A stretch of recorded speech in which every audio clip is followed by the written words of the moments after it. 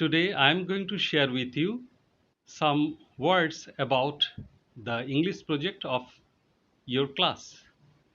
छात्र छात्राओं, द्वादश श्रेणी के तुम्हारे लिए मैं आज हूँ इंग्लिश प्रोजेक्ट के बारे में कुछ चर्चा करने के लिए। ছাত্রছাত্রীরা আমি ক্লাস 12 এর ইংলিশ প্রজেক্টের বিষয়ে কটা কথা বলে দিচ্ছি। দেখো, there are 4 topics issued by the Council of West Bengal Higher Secondary. ছাত্রছাত্রীরা West Bengal council of higher secondary education যে 4টি বিষয়ের উল্লেখ করেছে সেই 4টি বিষয় বলছি। West Bengal council of higher secondary education के क्लास 12 के छात्र छात्राओं के 20 अंक के जो प्रोजेक्ट वर्क है उसके लिए 4 विषय चयन किए हैं काउंसिल। तो क्या है? Number 1, book review of a novel. Choose a book that you have recently read. Write a review that includes a brief summary of your opinion about its themes and characters and recommendations for who might enjoy reading it. Use appropriate grammar and vocabulary. Number 1,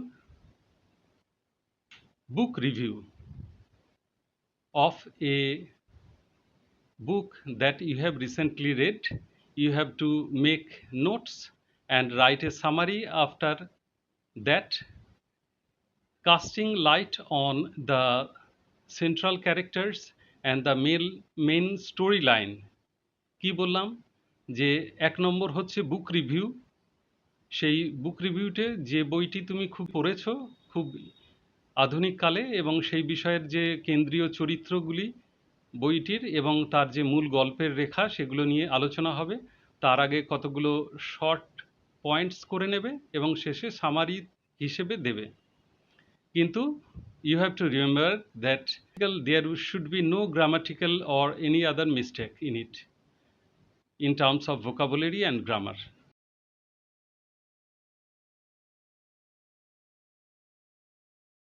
Number 2, 2 নম্বর বলছি, এটা হচ্ছে এ review of A blog. কি বলা হচ্ছে? Blog মানে হচ্ছে web blog. Web তোমরা জানো যে নাম্বার 2 হচ্ছে রিভিউ অফ এ ব্লগ। কি বলা হচ্ছে? 2 নম্বর হচ্ছে review of A blog. Blog তোমরা জানো যে ওয়েব ব্লগের শর্ট ফর্ম হচ্ছে ব্লগ, BLOG। এটা কি হচ্ছে? তুমি টিভিতে বা কোথাও দেখেছো এরকম একটি বিষয়। Whatever topic you have been interested to, you can write. First put the salient points in the bullet form and then write a summary on it. But remember, you have to maintain no mistake in terms of vocabulary and grammar. কি বললাম যে 2 নম্বর হচ্ছে review of blog. এই বিষয়টিতে তুমি প্রথমে পয়েंट्सগুলো লিখে নেবে और इसके बाद क्या है, एक समरी फॉर्म में तुमको लिखना है कि कोई भी विषय जो तुम्हें पसंद हो ऐसा उसके बारे में उसका खूबियाँ क्या है, अगर कोई खामी है वो भी उल्लेख करना है। तो ख्याल रहे इसमें कोई व्याकरणिक या कोई भी शुद्धता का कोई गलती ना हो। नंबर 3 হচ্ছে টেড টক, TEDTALK।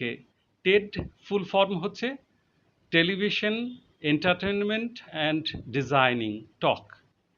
কি বলা হচ্ছে? এটা একটা আধুনিক ধারণা, কিছু টেলিভিশনের আলোচনা যেটা তোমাদের মনের মধ্যে চলে এবং তার মধ্যে থেকে একটা নির্দিষ্ট ইতিবাচক যে পথ বেরোয় সেটাই হচ্ছে টেড টক। যে কোনো সমাধানই আসতে পারে এটা দিয়ে। তো বিষয় टेड टॉक क्या है? टेड टॉक से कोई रास्ता निकलता है तो पहले जैसा सैलिएंट पॉइंट्स को मेंशन करना है, 5-6 ठो करके लिख के। टेड मतलब टेलीविज़न एजुकेशन एंड डिज़ाइनिंग।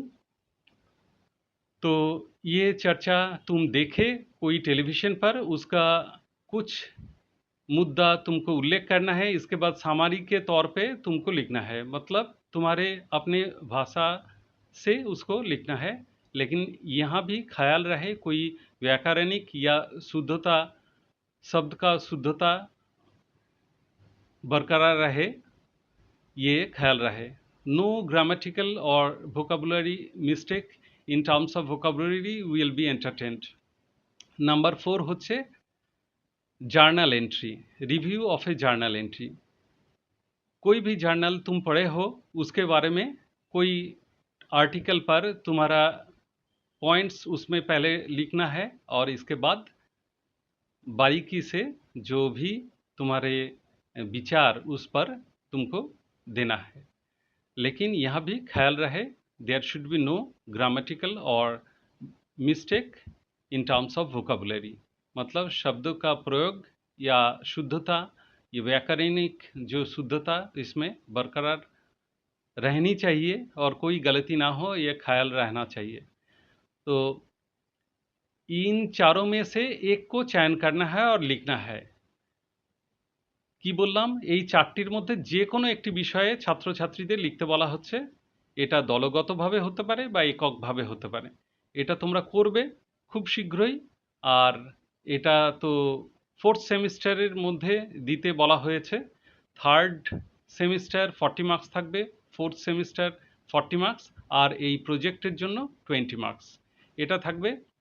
তোমরা আগের বছর দেখেছো যে 10 মার্কস প্রজেক্টের জন্য দেওয়া, আর লিসনিং অ্যান্ড স্পিকিং এবিলিটির জন্য 5+5 মার্কস, টোটাল 20 মার্কস তোমাদের থাকবে। এইটা হচ্ছে আমার আজকে তোমাদের উদ্দেশ্যে দেওয়া।